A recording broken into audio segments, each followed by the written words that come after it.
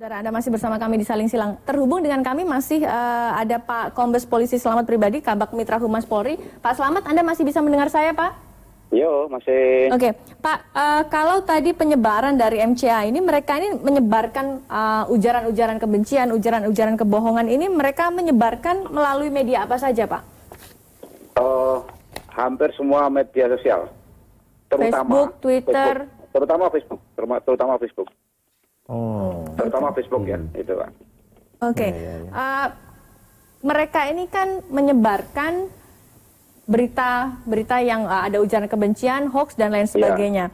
Bagaimana kita bisa tahu bahwa orang-orang yang menyebarkan ini adalah tahu bahwa berita tersebut adalah berita-berita tidak benar, atau bagaimana kita bisa memisahkan bahwa orang yang menyebarkan ini adalah orang yang hanya sekedar terbakar emosinya kemudian dia menyebarkan ke akun-akun yang lain atau ke kelompok-kelompok yang lain. Apakah polisi nanti juga bisa menyidik sampai ke motivasi setiap orang penyebar di media sosial ini?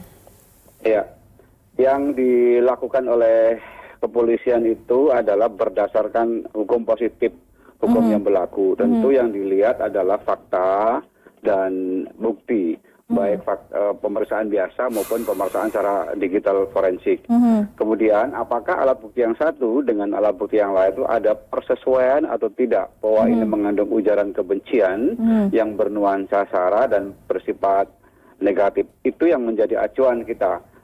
Tentu kita tidak bisa menyimpang dari situ, maka hukum positif tetap menjadi bagian dari hukum acara kita maupun hukum formil maupun hukum material kita. Ketika seandainya tidak cukup bukti, maka dihentikan demi hukum. Ketika cukup bukti, maka diteruskan.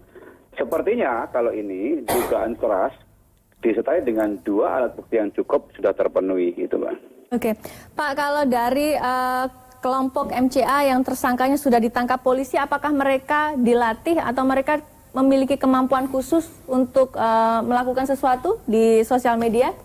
Ya, dari press conference yang disampaikan oleh Pak Brigadir Jenderal Fadil itu mereka ada pelatihan khusus. Bagaimana secara teknis internet, kemudian secara teknis memproduksi ujaran kebencian dan hoax itu. Apakah pelatihan itu diberikan di satu forum tertentu secara terstruktur atau memang masing-masing mereka memiliki kemampuan sendiri kemudian mereka berkumpul menjadi satu kelompok? Ya, informasi yang saya terima mereka pelatihan tapi bentuknya sederhana. Artinya kan sudah ada kegiatan terorganisir yang mendahului tindakan ini sebelumnya? Dia tetap terorganisir karena memang ada yang koordinator, ada yang mengkoordinir, kemudian ada yang memproduksi ujaran kebencian, kemudian ada yang memposting, baik postingan bersamaan maupun bergelombang. Pak, dari beberapa tersangka yang sudah ditangkap polisi, bisa nggak sih Pak ketahuan motifnya, kemudian polanya mereka ini sebenarnya dari kalangan mana? Kalau dari sisi motif, itu sudah dijelaskan motifnya adalah bermotif politik. Kalau dari kalangan mana, bukan kelompok-kelompok tertentu, tapi ini masih dalam pendalaman para penyidik, gitu Pak. Kalau Anda mengatakan tadi ada motif politik, apakah ini masih sisa-sisa dari Pilkada DKI Jakarta beberapa waktu yang lalu? Memang soal Pilkada DKI kemarin itu menjadi inspirasi bagi semua netizen ya, terutama yang beraliansi tertentu, dan ini bernuansa sara dan ujaran kebencian yang bernuansa sara yang bersifat negatif. Tapi ini belum ketahuan, masih ada pendalaman dari penyidik apakah ini berafiliasi atau berhubungan dengan yang Pilkada DKI. Yang jelas di udara mereka berhubungan linknya dengan kelompok-kelompok Sarasen. Cuman Sarasen ini adalah motifnya ekonomi.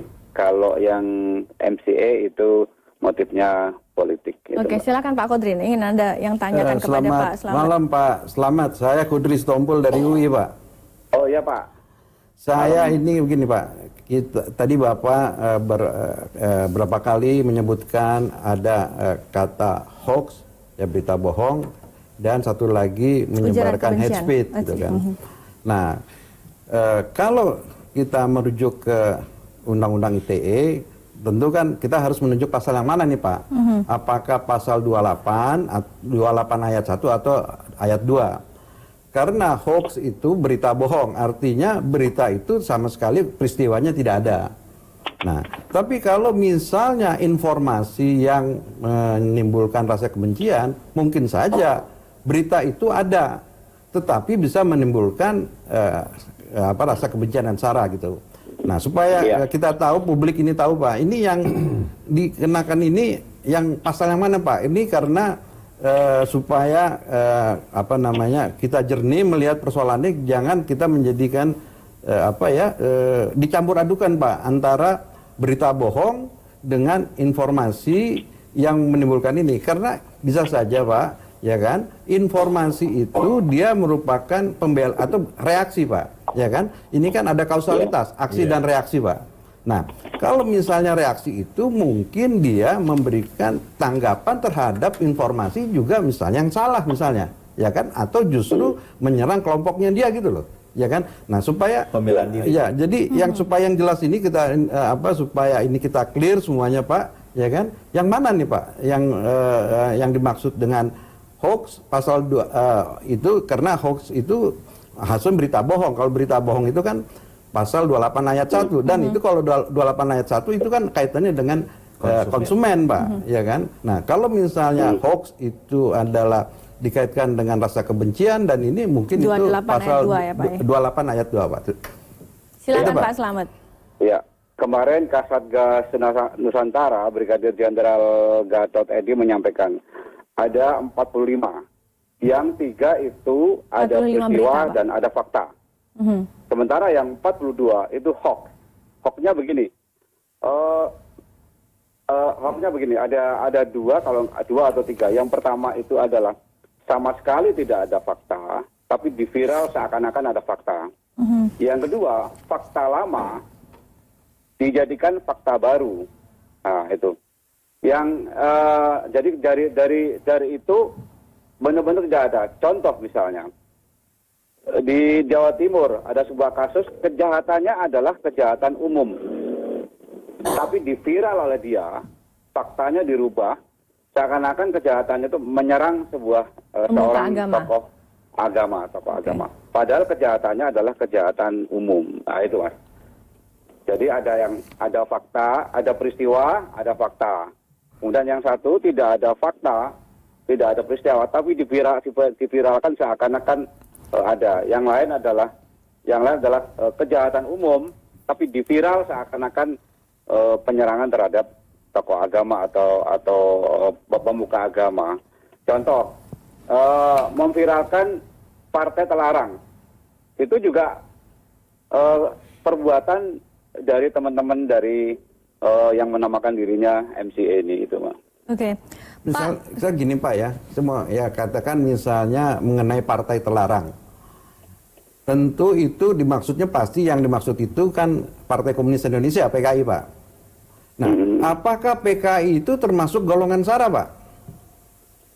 Saya tidak bisa mengklasifikasikan itu. Yang jelas begini, kata-kata itu adalah kata-kata yang sensitif, yang mestinya tidak perlu diutarakan dengan cara bombastis, tapi diviralkan oleh mereka seakan-akan ini perbuatan dari kelompok ini itu Pak. Maaf nih Pak, kan gini Pak, ini mengenai PKI lagi Pak. Itu kan sudah ada TAP MPR Pak, seingat saya TAP MPRS itu tahun 25, tahun 1966 atau 96 ya.